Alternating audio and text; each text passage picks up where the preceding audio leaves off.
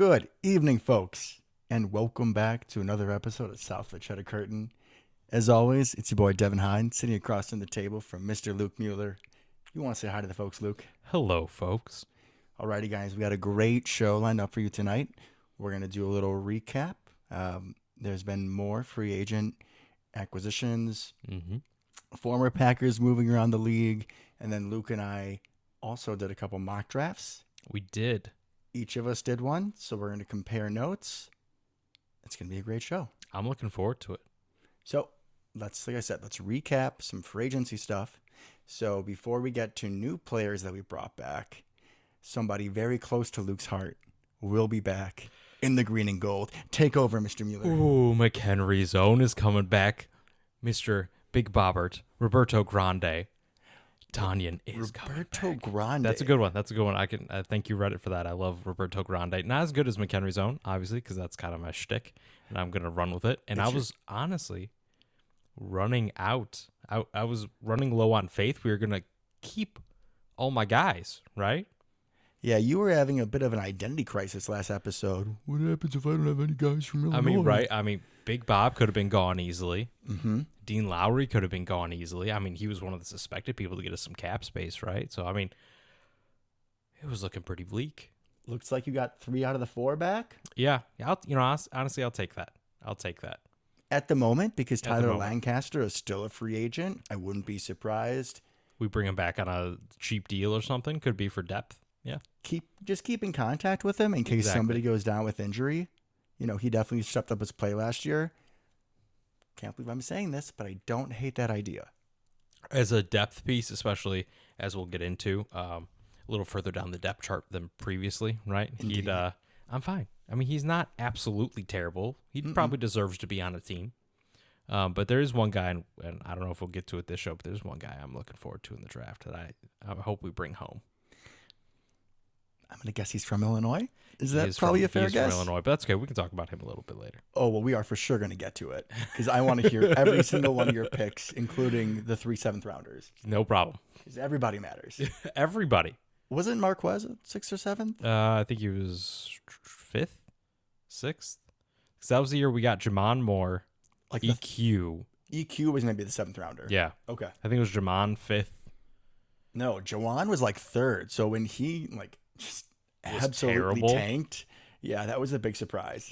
He was the one that you kind of expected more things from, honestly. Yeah, I expected more things out of Jawan Moore. Literally anything would have been more than what we got. Let's see what we did. We're going to keep saying more? All right, the dad joke is dead. Okay, let us continue.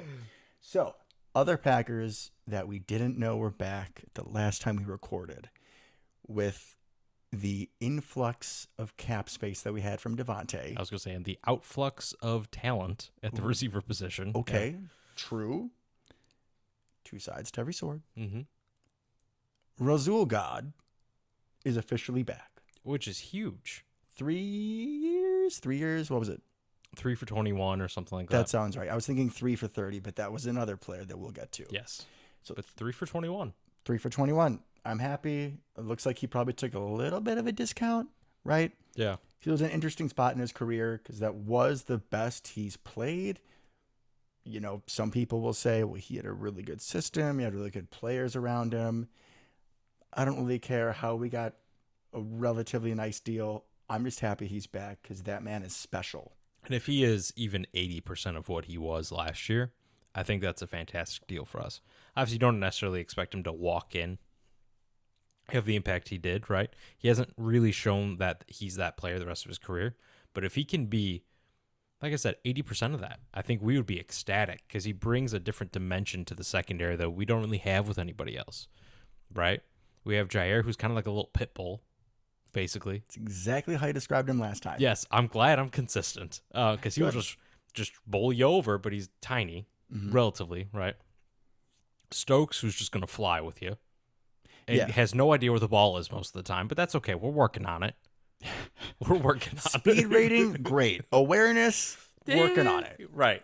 Awareness and hands, not so much. But just the aggression from Rasul is my favorite part of him. And I know we've brought that up a million times at this point in this podcast, but it's a different thing. He's a ball hawk the way that no one else in the secondary really is. Yeah, and it was weird to say, but we realized last season that he was one of the more experienced guys. Like I think he was the only player. It was him and Devondre Campbell were the only players on our defense with Super Bowl experience. Yeah, because he was on the Eagles Mm-hmm. for that season. And I don't know, like I don't have memorized that Eagles secondary. Razul's play kind of dipped off after the Super Bowl, and he had a kind of an ugly exit from Philly. He would have been a big part of that secondary, though, because that would have been his, for first couple years in the league. He was a high draft pick. I mean, he would have been a big part of that, no doubt. But in Green Bay, you have a luxury of the other pieces that we have, right? Like, we're not going to put him on the burner because we have Eric Stokes. Even Jair at that point. Well, and now we have Jair too, but like last season, I'm saying we would put Eric Stokes on the burner. Whereas when he was in Philly, they could have been like, okay, Douglas, you're looking like our best corner. We're going to put you on, their best receiver, which could be a burner. And I love Russell, but that's just not his game. It's not. No. He's going to kind of sit back, wait for the quarterback to make a decision, and then come down like a freight train at the football. That's kind of his game, right? He's big, he's physical, not a burner, but given the versatility and talent we have in our secondary, we can use him to his advantage, right? We can put him in a great spot to succeed. Exactly. We are getting the most out of him, more than I think pretty much any other team would. I would agree completely, and I hope we get to see that again this year. And just the mentality, I love that mentality. He's a heat-seeking missile looking for the football. And we saw in the Rams game, he had that one pick six. He almost had a second. And then there was a route where OBJ did like a go, stop, go. And Russell completely bit and it was a touchdown. Yep. But I'm okay with that. It's going to happen with that Yeah. kind of play style, right? It is what it is. At that point, you're hoping you have safety help or something. But you're right. That's that kind of aggression. And I'm going for the football first and foremost is what we want. I mean, we've talked at length about another member of the secondary doing the exact opposite of that at times. Darnell Savage just like cradling people in his arms all on the way to the ground, right? Instead of just going for the football or even just hitting the guy. I'm hoping they're spending time together in the off season. Razul can sort of coach him up a little bit. That'd be great. So you just take some of that or even some of Jair and give it to Darnell Savage. You have the second half of 2020 when he looked amazing. It's literally in your name to be a savage. Just live up to it, please. Just go do it. Just go hit somebody. Go for the football. I kind of think back to that play against the Bengals, right? When he dives to try to stop the touchdown. And if he makes a safer play, it's not a touchdown, right? If he just doesn't dive, he probably tackles Jamar Chase on the spot. But he dove. And he missed. And then he seemed to be super conservative the remainder of the season. So, I'm not saying that was necessarily the turning point, but I don't remember really many aggressive plays from Savage after that either. I think that's a good point. So that's not what I want from him. I want him to be more like Razul. And be the aggressive. savage. Yeah, be the savage that we saw. Because Yeah. there were points, I think it was like in the 49ers game and the Cardinals game where he was going up and he was like hitting the receiver at the point of contact and breaking it up. Debo, before Debo got super hot, like there were a few plays where they matched Savage on Debo and Savage just, knocked him out. It was great. And that we know that's in him. So hopefully that aggression that the rest of the secondary, outside of Stokes really, has can kind of wear off on him. So I think those are the only Packer players that we brought back that we weren't sure of during our last show. Am I right? I believe so. So we have a couple guys that unfortunately jumped ship. I'm looking at you, Mr. Zadarius Smith, who went to the Vikings. And then Shandon Sullivan shortly followed suit. Yeah. Don't love that. I don't want to see him. I don't remember. I'm trying to think of like the Packers players that went to the Vikings. I don't know if Darren Sharper was still on the height of his powers. I don't think Greg Jennings was. No, not really by that point. Neither one. I mean, they might have been close to Z because Z still got it, Sullivan never has really had it, to be fair. Yes, Sully's not the biggest loss. I think Z, he's, I'm going to sound like a broken record here, cliche, but he's approaching 30. Back injury. Yep. We'll see how much he can still do. I don't want to see him on the other side of the field, though. Oh, no, I don't want to either. Are you kidding me? Especially if we might have Yash Nijman, which we love you, but you're still Yash Nijman at tackle for part of the season. Right. Don't love that. Don't love that. Because we know that he can wreak absolute havoc. Now, what I do want to see is us running straight at him every play. Just do that. Put A.J. Dillon, Aaron Jones, I don't care who, run directly at him every play. We know he will fold like an accordion and ruin the edge, and we can just run right outside because that's what Z does. You know, we should embarrass him even more. Because you think of that playoff game, you think of all those just like stretch plays to the outside where he couldn't contain. Let's run an end around to Amari Rodgers and have him fly right by him. That would be amazing. I would cry. That'd be great. That'd be the ultimate embarrassment. That would. Which, you know, it's a little bit of tainted feelings towards it, Arias. He was really unhappy for a lot of last season. Yeah. So, Chandon Sullivan, like, I don't really care, you know. One way or the other. Whatever. But Z, you kind of got a little bad blood there. I'm a little bitter with him. A little bit, given how it ended, right? If, like, Preston had left, right, and we had kept Z or whatever, I would not have felt the same emotionally towards Preston. Because he's always been a good guy, leader. And, like, I would have been sad, but there would have been no bitter, really. I think if we were watching highlights of Preston on another team, we'd still be like, hey, good for you, buddy. Yeah, I liked you. I still like you. Exactly. But Z, it's kind of like, really? Okay, we'll see. Talking about somebody that you care about going to another team and still rooting for them. You gonna be okay here, bud? If you guys haven't heard, Marquez Valdez-Scantling was signed by the Kansas City Chiefs for the 3-year, $30 million deal, which is what I was thinking of. He's Tyreek Hill at this point. He is Tyreek Hill. I think at one point last year, he had better like yards per catch average. I mean, basically, you talk about deep threats in the NFL, they're 1-2, and I'm not being overdramatic. Verify, I'm not being overdramatic. He generally has a very high yards per catch. You are correct. I'm not going to say he's the number 2 deep threat in the league, but I know where you're going. All right, so he didn't say I'm crazy, which means I got a half-decent point. So, I mean, if I had to pick somewhere for him to go, you know, the Chiefs kind of annoy me with Jackson Mahomes and Patrick Mahomes' wife, but Randy is primarily a deep ball receiver. That's the best place for him to go and feast. And I got nothing but love towards the guy. I really don't root for the Chiefs in general, but I'll be happy to watch him, you know, catch a 40-yard bomb every Sunday. My main question with that acquisition is, isn't that what McCole Hardman's been for this whole time? To just be Tyreek Hill, except worse, right? They're literally the same. They're the same height. They're the same size. They're the same speed, basically, him and Tyreek Hill. So you go in and you replace him with another burner. It's like you kind of already had that guy. I think McCole Hardman had a really down year last year, and I, of course, biased, think Randy has a higher upside. I don't know if I'd say upside. I definitely probably has a higher floor. I'd say he has a higher floor. He's more established as a receiver overall, but I think Hardman would give you more potentially one-to-one what Tyreek Hill does. With all the screens and the out of the backfield stuff that they would run, all that kind of stuff. You're not doing that with MVS. Not successfully. You're not putting him at running back and then run him on a swing pass like they would occasionally do with Tyreek. There's no way that's occurring. Okay, so then you can do plays where you have McCole Hardman doing that swing pass, like you said, and you can still send Randy deep. Correct. So McCole Hardman's your Swiss Army knife. Marquez is your deep shot, stretch the defense. Oh, it's still a quality signing. Just, I'm interested to see how that plays out. Yeah, I hope he'll do well. And you got Juju there as well. You got Juju, who is going to do better underneath because you have MVS. And you got Kelsey. Kelsey. There's a lot going on there. Be very interested to see what that offense looks like this year. Because Tyreek Hill was such an important part of it. Mm-hmm.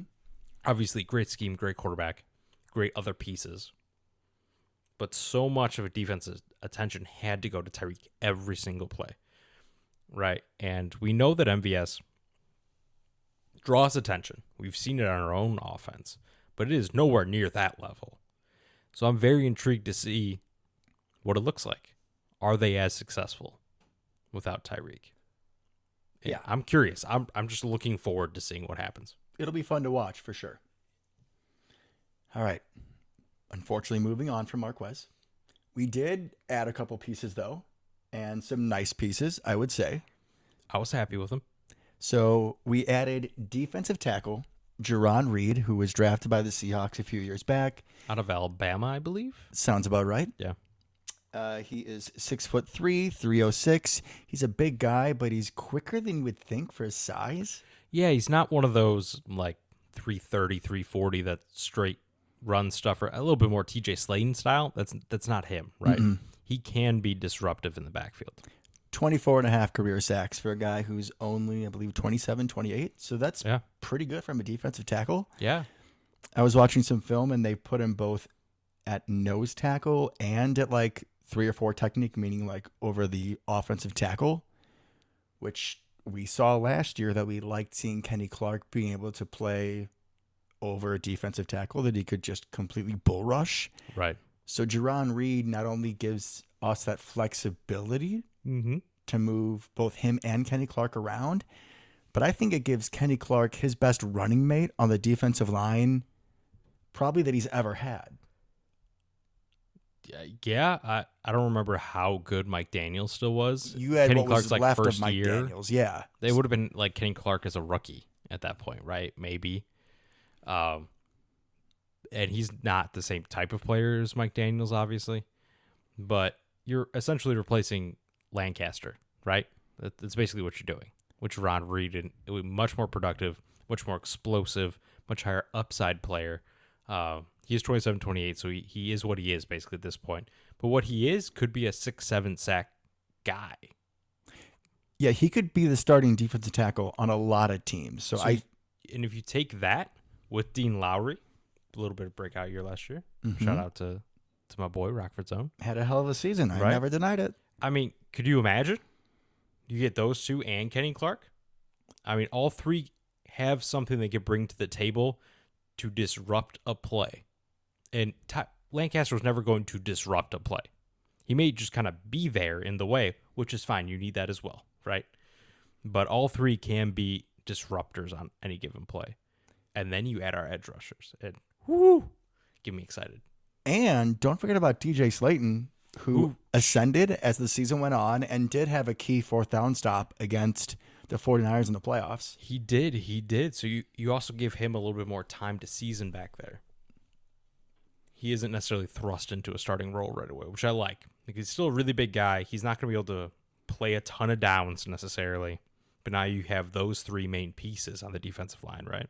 That you can kind of move around as really big guys. Dean Lowry's a little bit of a different type of player. But those 3, Slaton, Reed, and Clark, can, in certain situations, be interchangeable. You can move him around, and then you can also give Kenny Clark more of a spell because the drop-off is not as significant. Correct. Lancaster had a much better year, but it was still a difference when Kenny Clark was out. With Lancaster, you're just kind of hoping he stays where he is and does not go backwards. Yeah. Which there's value to, but it's not the same. You want to, make sure you are absorbing those blocks so the guard or center cannot get up to Mr. Campbell or Mr. Barnes. Right. Yeah. No hard feelings on Tyler Lancaster, man. He really redeemed himself last year. If you could bring him back to be behind Reed, I'm a happy camper. Behind Slaton. Well, I'm thinking more Slaton's behind Clark. If we're playing Reed as kind of a D tackle along with Lowry. I kind of consider them the same. I count Lowry more as an end. I don't know. I mean, basically, okay, he could technically be the end at that point. Yeah, I feel like we're always in 2-4-5. We basically are. But can you imagine it in running situations now? Oh, so many large men. Can you imagine if we have all 3 of our traditional defensive tackles, TJ Slaton, Kenny Clark, and now Mr. Jerron Reed, lined up in that 3-4? You ain't running the football. You're not moving bodies. Your guards and tackles have their hands full. Good luck. Oh, man, getting me excited for defense. This is going to be a weird year, isn't it? I'm really excited for defense, it's a good defense. I'm really looking forward to what they can do on that side of the football. Which is important because depending on how things pan out, we may be called upon to play wide receiver. You're right. All right, I'll make sure I'm adding more cardio than my workouts. It's like usually 20 minutes a day. I'll increase it a little bit more. It may have to. Let's do some sprints. All right, suicides it is. So, onward we go to other Packer players that left. We missed Oren Burks. Did we? I mean, he went to San Francisco, but like he was better last year. He had a few good tackles. He did. I still never want to see him on the field outside of special teams. It annoys me that he went to San Francisco. Agreed. Like, why? Go to Jacksonville. Go to Buffalo. Literally anywhere else. Why'd you have to go there? Literally anywhere else would have been fine. They're really rising on like the list of teams that I hate. Correct. They're they're not to the Sea Chickens yet, but they're not far below. But I feel like the Sea Chickens are getting reduced because all of the players that harmed us are gone. And I know that Jerron Reed was on some of those Seattle teams. He was. But he wasn't Bobby Wagner. He wasn't Earl Thomas. Maybe when Pete Carroll leaves. Maybe they still have that identity for you. It's too close to home. But it's still, I don't like him. Still. And plus, there's people on the 49ers that we like. We have connections to, right? You got Kittle. We both kind of have Garoppolo. Not much anymore, but we did. Jimmy Ward went to NIU the same time that both of us did, actually. So there's some stuff there. Trey Lance is an interesting prospect. Like, I love Debo as a player. I love that that's become a thing. He's a lot of fun. I'll give him that. I wanted Brandon Ayuk in the draft. I think a lot of us did. I just see that silver and the white, and I just get mad. Just seeing their uniforms just upsets me. I understand, man. I get it. We've all been hurt. So shall we move on to how we're going to beat those guys in the silver and white and red and all their stupid colors? And other colors. You know how we're going to beat them, Devin? We're going to beat them by not beating ourselves on special teams. Correct. Oh, thank you. I know, because you forgot. I completely there's my segue. forgot. Oh, my God. Some host I am. All right. There's me just bringing us back in, guys. Folks, so not only did we sign Mr. Jerron Reed, which did fill, a decent hole at another defensive line spot, but we also signed world-renowned cornerback Keyshawn Nixon. I'm sorry, Mr. Nixon, if you're listening. We signed a cornerback from the Raiders. We did. Played for 3 years for Oakland. Only started 2 games.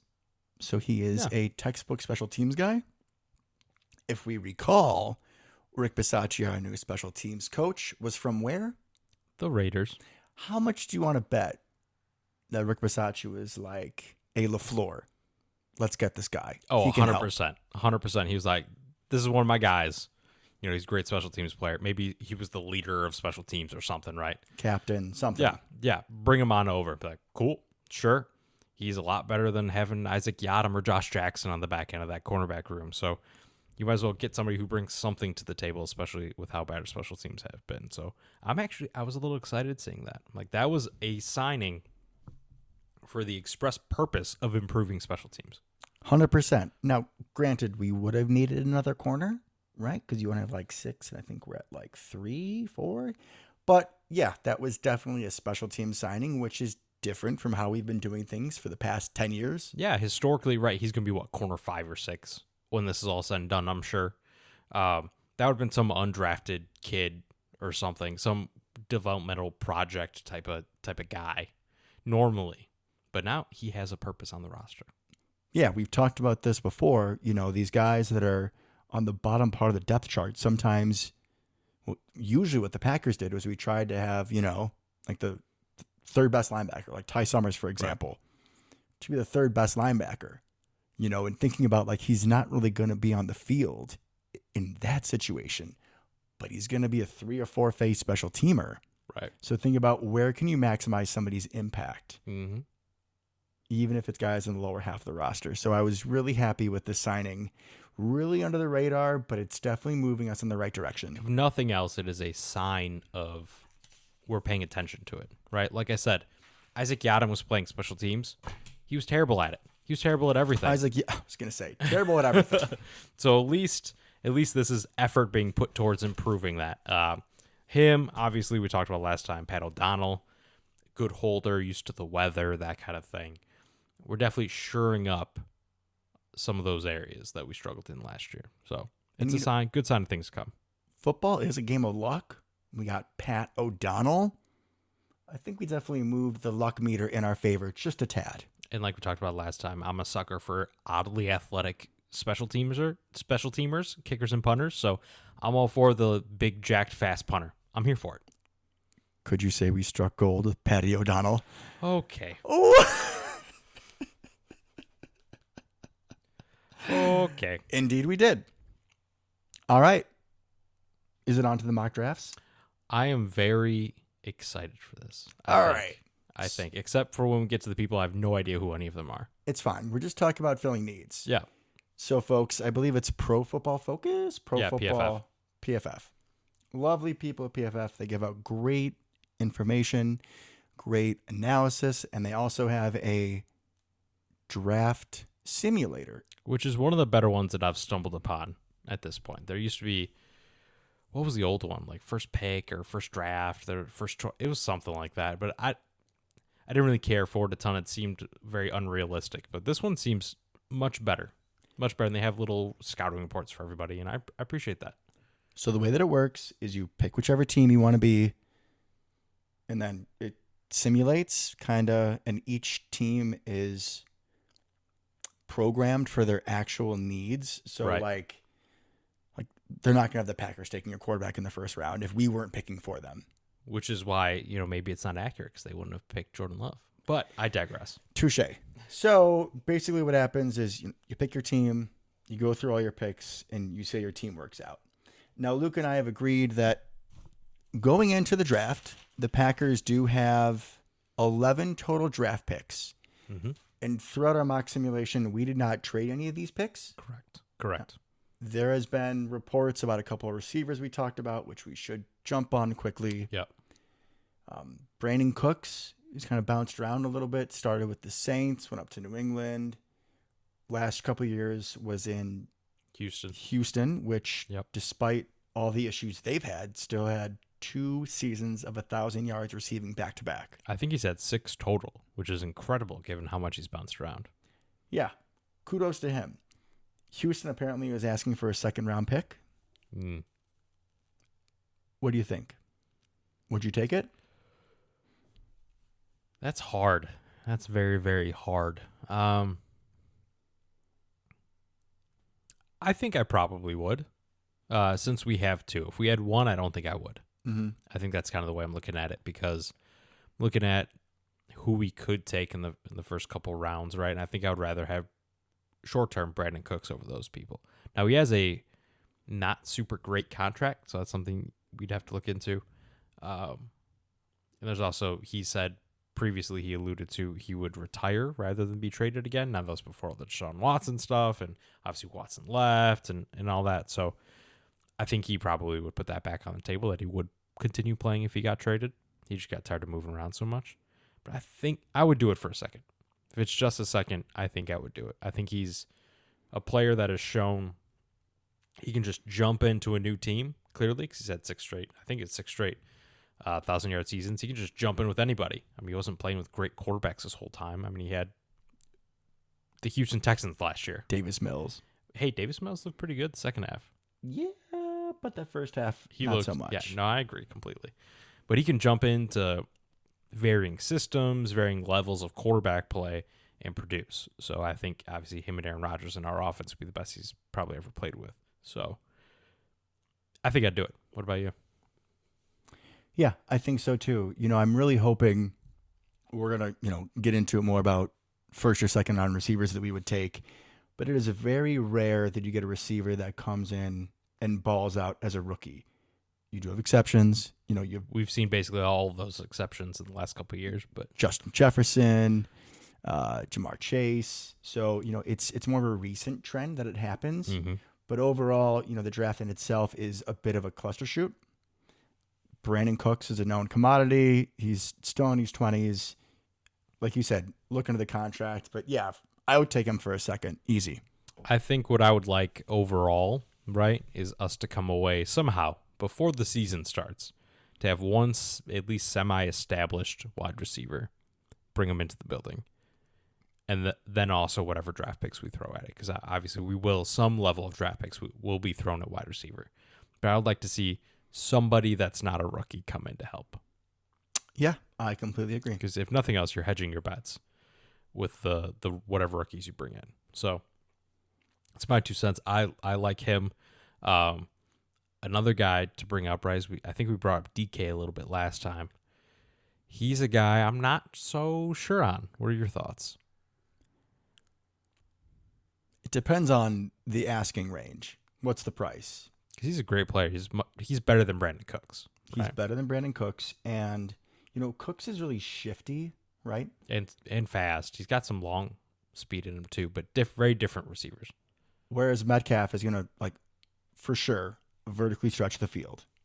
Yep. He's got some temperament issues, but, the physicality and the speed, I'm probably going to be hyper-focusing on that, especially after what we saw against San Fran. Mm-hmm. When you don't have that deep threat, you can't, spread the defense.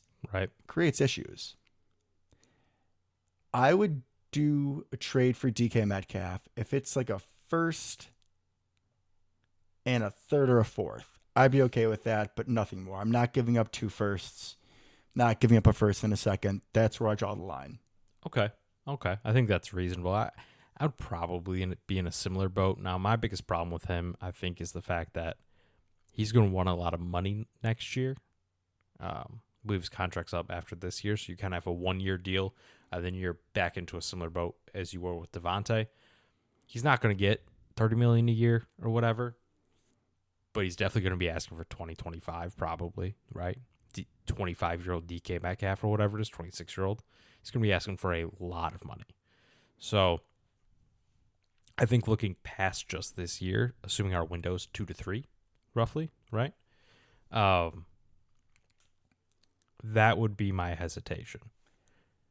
To counter that, though, the combo could be it's a 1-year flyer on DK, and then we go draft, 1 or 2 people, and they have the year to develop, and hopefully they can take the next step forward their sophomore year. Yeah, there's definitely something to that. I think I would rather, if we could, trade for Lockett, be a little bit cheaper long term. Think his age fits the window maybe a little bit better. It's more of a finished product, obviously. Definitely a deep threat. Part of the hiccup with him is if he's traded, I believe it's before June 1st, there's a ton of dead money on the Seahawks caps. They're just not going to do it, realistically, because then they're going to owe a ton of money. So he's not on a great contract either, but you're eliminating the potential to have to pay somebody $25 million a year for 5 years or whatever DK is going to want. So I think he would fit in well now and also fit in with a lot of these young guys that are in the draft that we're going to talk about in a little bit.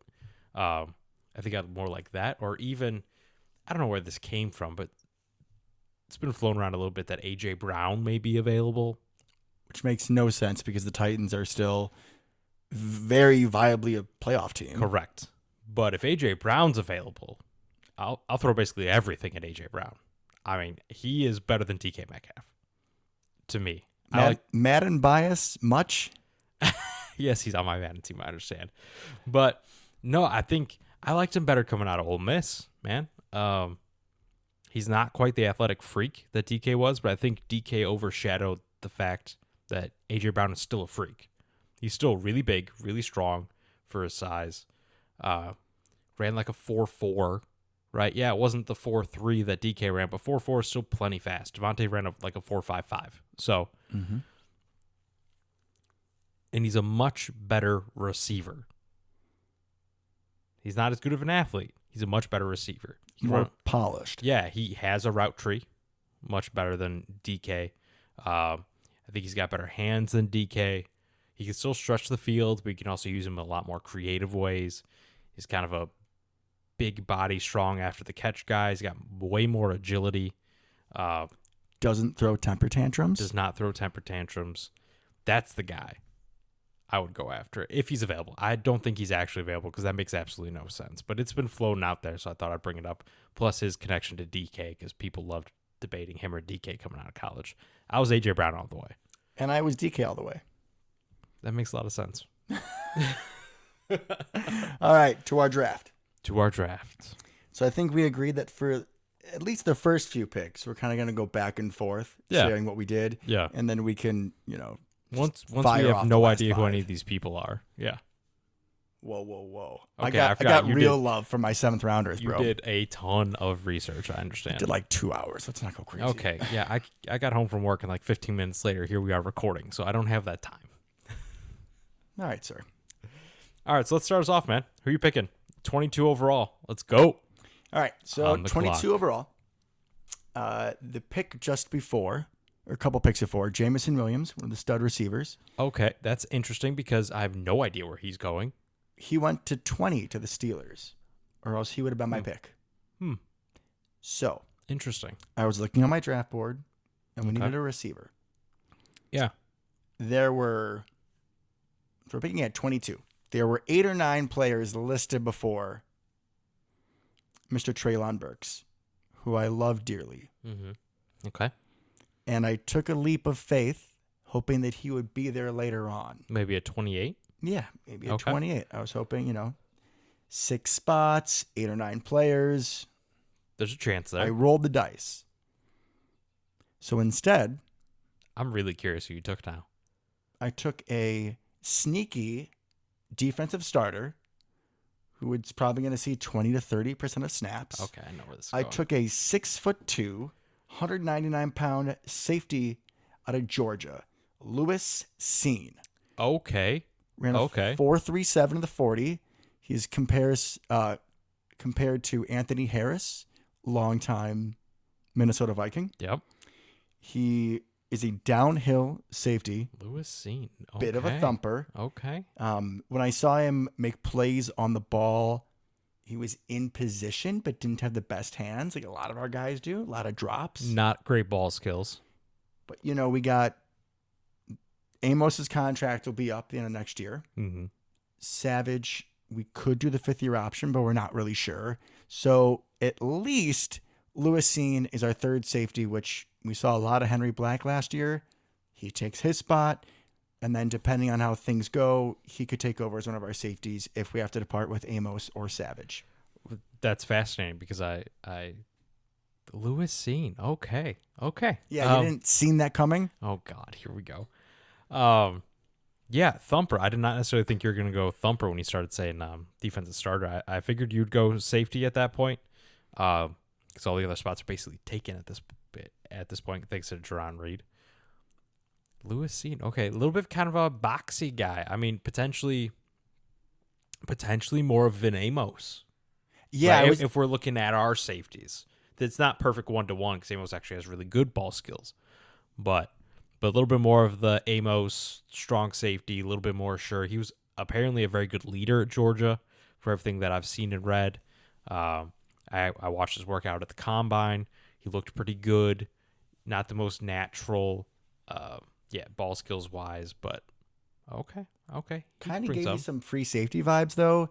And again, grain of salt, but like how Ed Reed would just run around and disrupt things, like there were some plays that I saw him doing the exact same thing. Okay. So if you had to put him in one spot, he's probably more of a natural strong safety, but I wouldn't be like, oh God, no, there's no way he can play free. And realistically, in our defense, Amos is back there by himself all the time. I mean, if we go, dime, you could put him next to Campbell, right? We could put him where we were experimenting yeah. with Kevin King. Yeah, That's you could.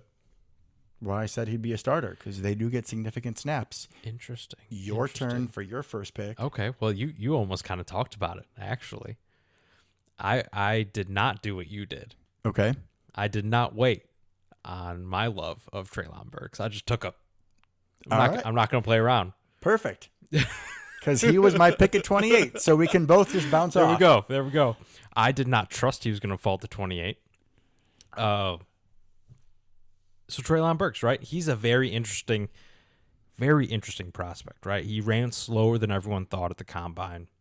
Ran 4.55, I think, is what he ended up running. People thought he was going to be kind of a little bit of a burner. Mm-hmm. He's not. However, look at this. His best NFL comparison is who, Devin? Do you know? AJ Brown. Oh my God, there it is. So he's a big body. He's strong. He has giant hands, apparently. The interesting part about him is he didn't really play the X or Z receiver at Arkansas. he played the majority of his snaps out of the slot, Got to fix that. and they just kind of moved him around everywhere, right? Which I found pretty fascinating, given the fact that he's like 6'2", 6'3", 220. Like he's a big guy. He's 6'3". built similarly to AJ Brown. And his biggest knock, I guess, coming out at this point has been his lack of production outside. But I think that's not necessarily a bad thing. If you're Arkansas and you're playing in the SEC, you're just going to get this dude the ball literally any way you can. Yeah, the least distance you have. Correct. With those Alabama and whoever athletes flying around in the corner and safety position. Yeah. Yeah, give him the ball on jet sweeps, little slants out of the slot. Like, whatever you got to do, just give him the football. And he was successful on a couple jet sweeps, which is a nice wrinkle to add to the offense. Exactly. Could you imagine the couple times we've given the ball to Lazard, but instead it's like, Treylon Burks? God, that'd be amazing. What impressed me when I watched him was a couple things. So apparently he was an all-state outfielder back in high school. Oh. And it shows in a lot of his contested catches. He has the comp to A.J. Brown. Mm-hmm. I kind of thought Metcalf at first. Granted, He's not the freak I'm athlete. obsessed with DK Metcalf, but again, big, similar, box out vibe. But Alan Lazard had a lot of contested catches last year where Aaron throws it to him and the guy's right on him, but he just goes up and wins the 50-50 ball. Right. And of course, when I'm watching highlights, it's all the one that he wins. But I mean, there's so many times where the guy is right on him and he just uses that, history as an outfielder, and he just goes and climbs the wall that is the defensive back and comes down with it. Very strong hands. And giant hands. I remember leading up to the combine, that was like an actual storyline, was how big are Treylon Burks' hands actually going to be? Like that was the thing, which is ridiculous to talk about. Kind of the opposite of Kenny Pickett, and his tiny hands are like the same size as mine, but I'm 5'7", not a 6'3" NFL quarterback. So, yeah, got some work to go there. But my biggest thing is there's some highlights showing him against Alabama and stuff, right? I'm sure you saw it, right? Because you went into it. And the knock on him, like I said, was he ran the 40 slower than everybody expected. But you watch him against Alabama, the Alabama secondary never caught him. No, they did not. I don't know if you know, Devin. There's a lot of athletes on Alabama. Wait, Alabama has good players? Yeah, and they're always freakishly athletic and very fast. So the fact that he just ran away from like the entire Alabama defense means that I'm not worried about his track speed. His game speed is plenty good enough for me. That entire Alabama defense will be in the NFL. Exactly. So I love him. I think he was really the only wide receiver available that I thought was in that kind of tier at that point. I believe the next couple were like Sky Moore, who I like, but isn't quite what I'm hoping for at 22. But all the other guys were kind of already gone. But that's fine. Treylon Burks is one of the ones I want above even some of the guys ranked a little bit higher than him. I know Chris Olave is a guy that a lot of people are kind of mocking to us, maybe, potentially, but now it looks like he might go ahead after his pro day before us, but very different body types, very different kinds of receivers. I love Treylon Burks. I'm glad we shared that love. Yeah, I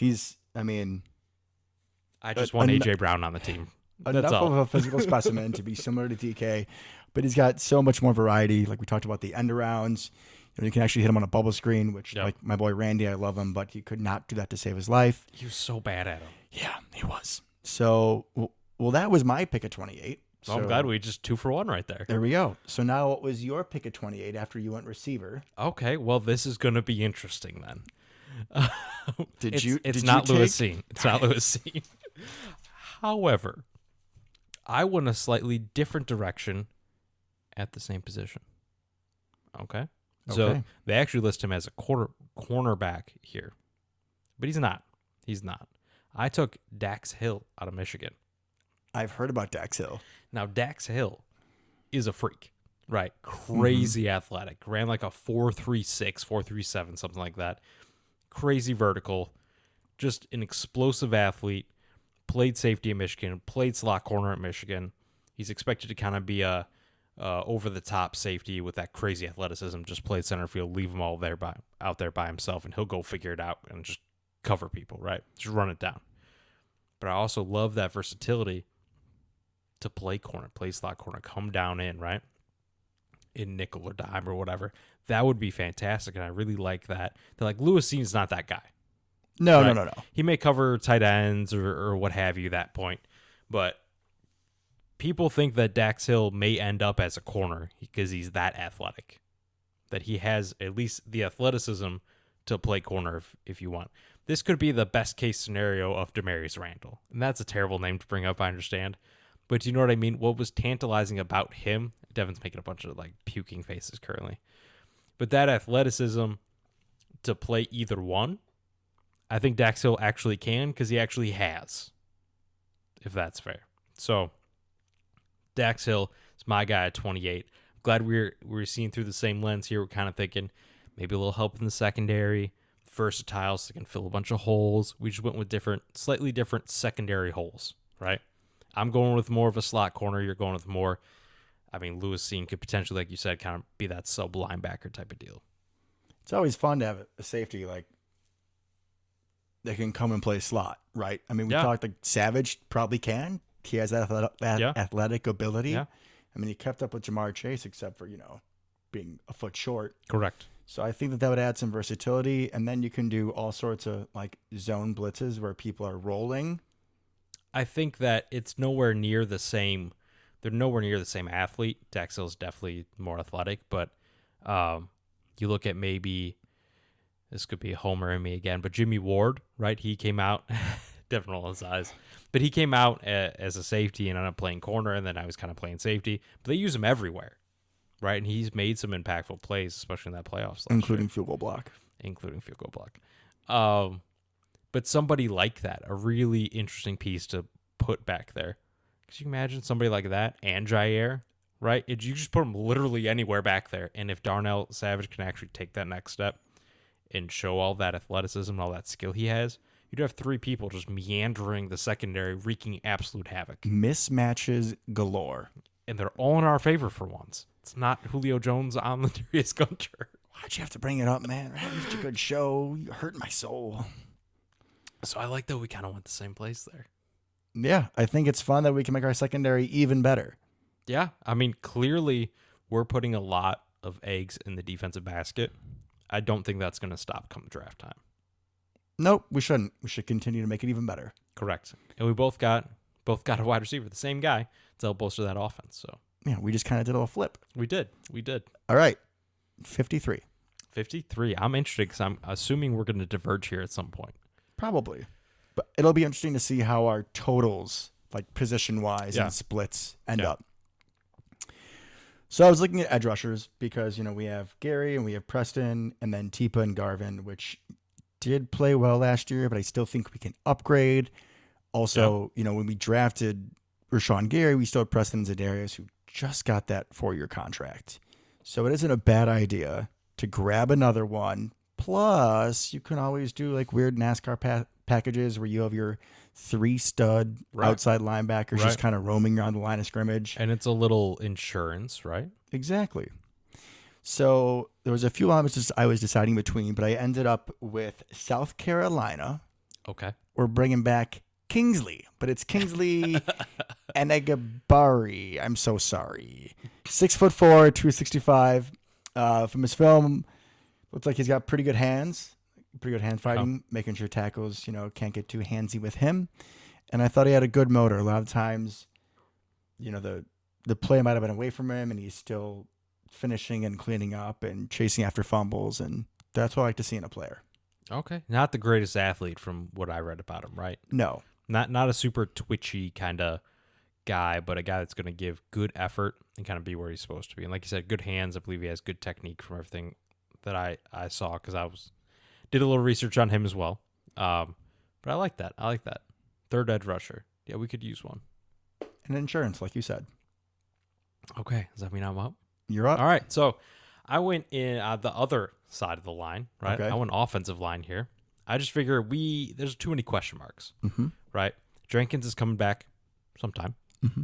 We assume Bach's back day one, right? I'm not 100% sure what he's going to look like. 100%. We assume he's going to come back fully healthy, right? We assume that with Jenkins as well. However, we are going to be throwing Yash out there, which he's played great. We love Yash. We're big Yash fans here. However, I also know we enjoyed drafting offensive linemen, and we're very good at it. So I went with Abraham Lucas out of Washington State. uh, for a couple reasons. One, I think we just need to keep drafting offensive linemen at this point. We keep hitting on them, which is great, but we also like getting a lot of guys that are versatile, move them around. And we aren't 100% sure on the future of our tackles. Yeah, I mean, we're hoping Bakhtiari is going to come back and be perfectly fine, but that's not a certain after Right. the issues with the ACL. And, it seems like we're just going to throw, what's his face? Jenkins at right tackle, but that's not his best position. If we could get a better tackle and then move him back to guard or Right. center, like that's Where he is maximizing. Incredible, because could you imagine, and I'm not saying this is next year or whatever, Abraham Lucas comes in, plays really well as a good starting quality right tackle, right? You have Elgton playing left guard. We hope Josh Myers is awesome. We hope Dave Bakhtiari is back. Then you have JRJ at right guard. I mean, that's a really incredible line. Or at the very least, you can move a lot of those pieces around. They pretty much all, except maybe Josh Myers, can play another position. So I went with that. I want to have a lot of pieces on that offensive line, especially over the last couple of years. We've had so many injuries where we're down to Dennis Kelly and Rick Wagner and Yash, and thank God Yash is good now. But we also haven't seen him at right tackle, and we assume that's where he's starting the season. Correct. So we know how he is at left tackle, at least kind of, right? So there's a lot of question marks there. I think taking a tackle, just kind of shoring that up a little bit would make me feel better. Plus, coming out of Washington State, all they do is throw the football there. So I think he should at least have that part of his game at least okay enough to play in the NFL, right? Because they're the team that's throwing the football 50, 60 times, doing crazy, and their quarterbacks never do anything in the NFL. But that experience playing in that kind of offense should at least make you a good pass protector, which Dave Bakhtiari is. He's not the greatest run blocker, right? That's not his forte. But so maybe someone potentially in that kind of mold, pass block first. Was my thought. Yeah, smart pick, like you said. Hopefully Bakhtiari's all right. We're not sure about Yash. I think that's a good pick. Yeah, I'll hedge my bets there. What's the worst that happens? We have a quality tackle, Oh, boo-hoo. right? We always end up needing them, so I'm not worried about it. No, sir. Plus, I mean, if you get goal line formations, we could be creative with that. Yeah. Send him out there instead of Dominic Daphne. Plus, he wears a ton of eye black. I'm here for it. That means he's a mauler. Exactly. On to 59. On to 59. Who you got? All right. So I double dipped. Oh, this could get interesting. So, out of South Alabama, Okay. I took wide receiver Jalen Tolbert. There you go. Who I originally thought was like a real burner, like a straight up Marquez, just I go thought beat that too. people. He's really not. He does have good speed. He ran a 4.49. So I would still describe him as a deep threat. He is a better route technician than I thought. He's got good footwork. I'm going to say this, and I'm going to say a very, very light version of Devontae with his footwork. Okay. He's good on a lot of double moves. And similar size, too. He's not a huge guy, if I remember right. Yeah, and didn't run the fastest 40, Right. but will still be able to break away from people because of his footwork. Okay. A little bit on the smaller side frame-wise. I like his route running. This is a draft where we should take a shot at multiple receivers. Like we've talked about, we do want us to add, somebody else in free agency or in the draft. I still think we should take multiple shots at receivers. And Okay. this guy seems like he could be a good fit and an asset to the offense. I like that. I think he seemed to be a relatively well-rounded wide receiver, right? Mm-hmm. For everything that I've read. Because I kind of had the same thought, too. For some reason, I don't even know where this came from, thought that he was just kind of a deep threat guy. I'm like, okay, cool. I'm down. But not really when you dig in a little deeper. So we also seem to like some of those kind of guys, but he's athletic enough, I think, to kind of fit our mold. So I like that. I like where you went with that. More wide receivers, the better. You're up. 59. I did not take a wide receiver. I took an edge rusher. Oh, all right. We're going a little back and forth here. We are. Literally, basically the opposite of your edge rusher. I'm sure you saw him on the board. He was available for you as well. I took out of USC, Drake Jackson. I'm trying to remember why I didn't like him. I mean, honestly, it doesn't sound great, but he's much more of a raw prospect. He's quicker, much more explosive, a little smaller, a little thinner. Okay. I guess he had some weird thing going on where he like lost weight to try to be more athletic, and then everyone just said, "Nah, man, you should have gained some weight." So now he's got to kind of put it back on because he wanted to test better and that kind of thing. But very athletic, very rangy. I think day one is probably not as good as Kingsley, but I think his long-term potential is a little bit higher. So I'm thinking comes in, pass rushing situations, that kind of thing to help out. Long-term kind of becomes the heir apparent to maybe Preston down the line is kind of where my head's at. Or if Rashawn Gary tries to get a crazy contract or something maybe. But a little bit more raw than your guy. Probably not quite as good day one, but very athletic, very explosive. Just kind of needs to fill back that frame out again and kind of work on his technique. You triggered my memory. I think he was the one who wasn't great against the run. Yeah. Yep. That was my knock on him. That's why I did not choose him. That's almost why I chose him.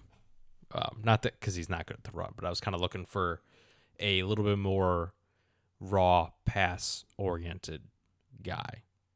That's just my preference.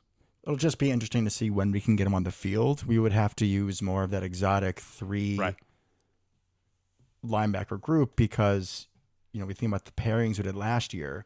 You didn't have Rashawn Gary on, Rashawn and Preston on first down. You would have Tipa and Garvin or whoever it was when they were banged up. So, we'll see. But I don't hate the pick. We needed another edge rusher, so I support that. We just took 2 different ways of getting there. Yes, sir. 2 different kind of athletes there. Interesting. 92. So now at 92, I picked a position that you just picked a little bit earlier, but we're still thinking the same holes. I know who you took. I swear I know who you took. I took offensive tackle. Out of Arizona State? Kellen Diesch. Yep, Kellen Diesch. So in our 3rd round pick, he is a great run blocker. There you go. Once again, the opposite kind of potentially my guy. Indeed. Interesting. He played both the left and right tackle, which is important. Love the versatility. Because we don't know where we're going to need it. And his biggest knock was that he had small arms. Little alligator arms. Yeah. Do you know who also had a big knock of having small arms? I do not, Devin. Please inform me. Brian Bulaga out of Iowa. Out of Iowa. Do not disgrace my school by saying it like that. That's literally how he said it. The listeners will get it. That's exactly how he said it on TV. I'll have to go back and watch some more film. You're 100% sure. Google it, Devin. It's a thing. Figure it's a smart pick. Fill the hole. Give us some more depth. I feel like we don't have backups at any position and on the offensive line. Tackle is the most important right now. Currently, most of our backups are starters next to the guy that they back up for. Yep, sounds about right. So I don't know if you're going to clone yourselves or how that's going to work. Yeah, how you're going to play that game. Okay, I love it. Yeah, no, he was the guy I was looking at as well, and if I hadn't taken Abraham Lucas, probably would have taken him. I like that. Bright minds think alike. There we go. What was your next pick? Okay, well, here's my guy, right? Oh, no. We talked a little bit beforehand. Oh, no. Oh, no, it's not my actual guy. It's not insert Illinois town name's own guy. Oh, thank God. Because he wasn't available for any of my picks, so we'll have to circle back to him. Are we going to do a undrafted free agent draft? Well, no, because he was probably already gone in the second. Like I said, we'll get to him. He's an actual prospect that's good at football, Devin. I'm not just making it up. Anyways, I'm taking a guy out of Nebraska at a position. Honestly, don't really know what position he's going to play on the defense. Don't really care. His name's JoJo Domann. Great name, right? Great name. They have him listed as a linebacker. I guess that's where he tested at the combine. He ran a 4.6. It's pretty good. 34.5-inch vertical. So pretty athletic, right? 6'1", 228. A little bit undersized, right? You'd say from your prototypical linebacker. Sure, yeah. A little bit undersized. So you're assuming he's going to be athletic. So is he just Ornberg's? My man played slot corner in Nebraska. Never mind. But he's a linebacker. I'm a little confused, honestly, how that works. Is he like Nate Gary for the Eagles? Linebacker, safety, hybrid, He might be, and that's kind of what I'm looking for. Why? Just because I like putting weird pieces on the defense. Same thing with Dax Hill. Kind of the same thing here. Just give me versatility. and athleticism, and we'll find some place to put it. Right? In passing downs, dude played slot corner in college. Yeah, he doesn't 4.62 is not going to cut it at slot corner in the NFL, but I think he'll be able to handle the running backs and tight ends just fine, right on third down. He could be super Oren Burks. Yeah. That's kind of like what Oren Burks was actually supposed to do. Right? I mean, a lot of the times when you have zone blitzes, which we run, mainly a zone scheme on defense, if you send, I don't know, a linebacker or whatever, like a lot of the times you have a linebacker who is jumping into the passing lanes in the slot. So he's not going to have to, be man-on-man coverage on a slot receiver for 10 seconds, but just being able to have that quick jump, cut off a slant. I love it. I love the just kind of the versatility. His NFL comp is Matt Milano. That is a compliment. That is. That My absolutely Buffalo is. Bills is showing Matt Milano is a stud, and if we can get that, I'd be a very happy man.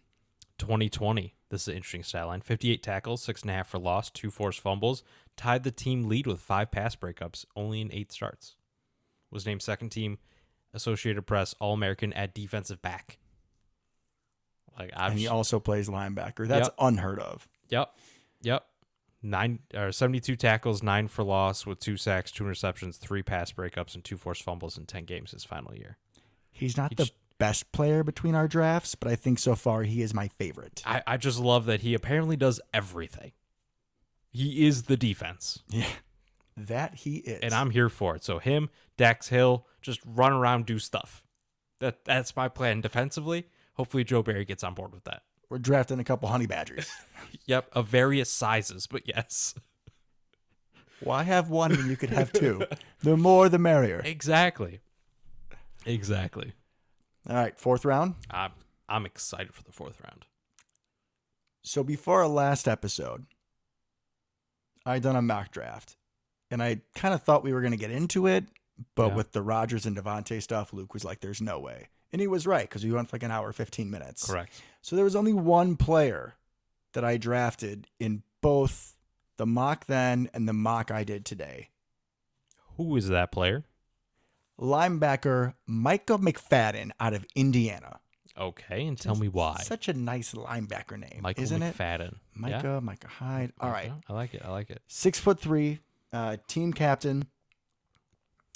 And even though he was a starting linebacker, he was still playing special teams. Okay, I like that. So we have a nice hybrid of not only is he an actual good, we call it off-ball linebacker because he could play middle or play what Oren Burks was, but he can also play special teams.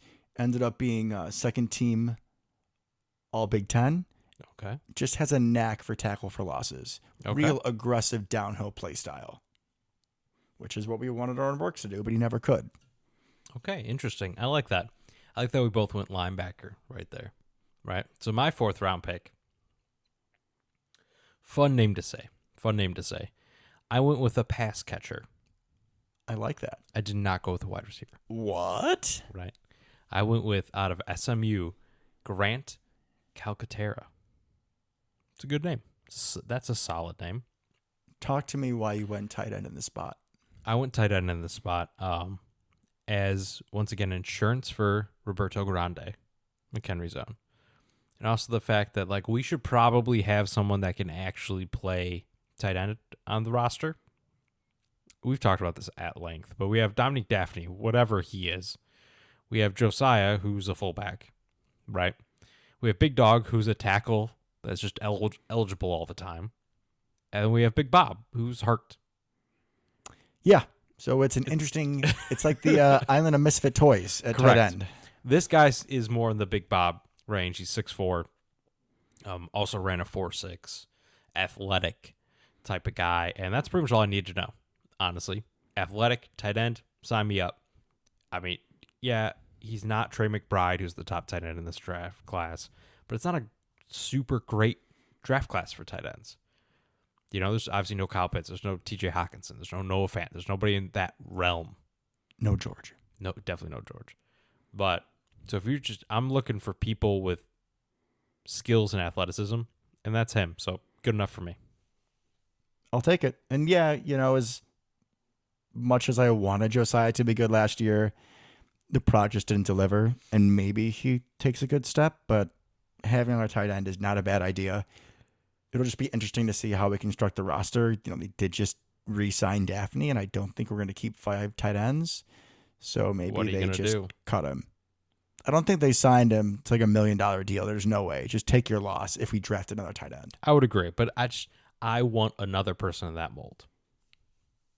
I can understand why. Yeah. Okay. 5th round. I don't have much to say about this one. Again, we needed depth, so I took a guard. I took Lacedius Smith. Okay. I don't know. Guard out of Virginia Tech. He looked to me to be pretty physical, good run blocker, got good footwork, good motor. He's one of those guys that he'll finish his blocks. Like he's got the guy on the ground and then I'll still be pushing him. I like that. And he's a body to be a backup guard. So that's all I needed in this 5th round. Hey, I'll take it. Don't we have another 4th round pick? We do. You want me to do that one as well? Or Well, you did the 5th round. Yeah. So I expected you would have finished the 4th round. We only had one 4th round pick. I got 2. Did I miscount? I might have miscounted. Okay, so I maybe guess your that was guard my was a 4th 4th round pick. Okay, I took Noah Ellis out of Idaho. I don't know who he is. He started his career at Mississippi State. He's a defensive lineman, very large human. Tackle or end? He's 340 pounds. That doesn't help. I mean, I'm going to assume tackle, but tackle. College is tackle. Weird.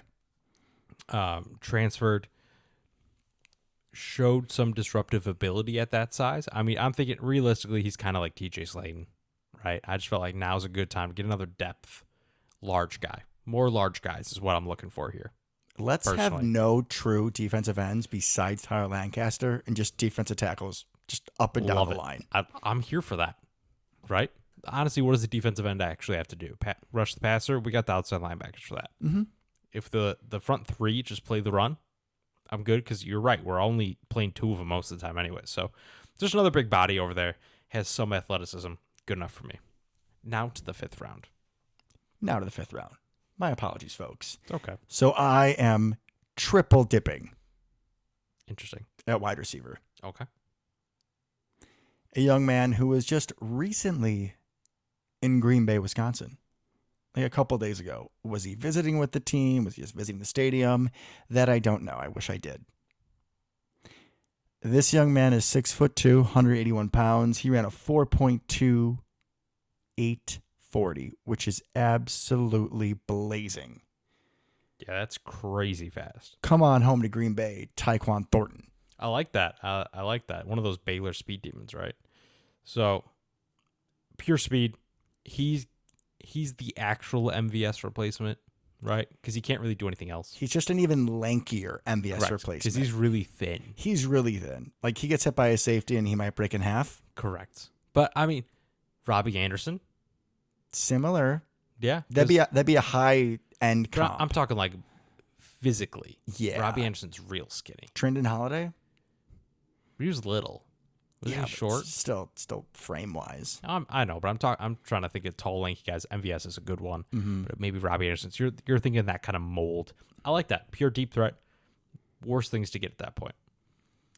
For my 5th round pick, I went with Dominique Robinson, edge out of Miami, Ohio. Okay. Anything stuck out about him? I liked his size. That's it. He seemed to be about the same size as Rashawn Gary. Tiny bit smaller than Preston, similar to Zadarius, so kind of fits the mold. And I figure we'll just get some more depth there.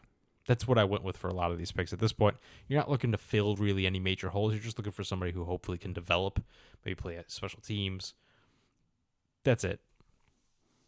Yeah, I mean, that's pretty much where I'm at with my draft as well. So now we're in the 7th. We have our just go through all 3 three 7th round picks. So 228, I took Jack Jones. Good name, strong name. Mm-hmm. Cornerback out of Arizona State. He's 5'10", but he's got the hops to play outside. Not the fastest guy. Only ran a 4.51 in his 40. But, we need another corner. I would hope he's better than KB and Ento. There we go. There's my pick. I like it. 249. Mm-hmm. I took out of Pittsburgh, 6'6" tight end Lucas Kroll. Kroll. There we go. Yeah, I was looking at him. Lucas Kroll. So Solid name, by the way. Good name, right, Lucas? I also did that for you. I like it. Thank you. He was a big target for Kenny Pickett, a safety blanket. But, 7th round tight end who's 6'6". He is very slow. He's going to have like the Mercedes Lewis. You have to forget about him. I'm talking like Jesse James type of guy. Similar. I didn't see his 40, sort of thing. But he didn't look really fast. But listen, here's what I figured, right? Big Bob, undrafted free agent. Yeah. We used Tyler Davis, undrafted free agent. This is close enough. Is he probably better than Dominic Daphne? I'm probably better than Dominic Daphne. So let's just give him a try. And then one of my more fun picks of the draft. I'm looking forward to this one. At 258, I took a very versatile defensive lineman.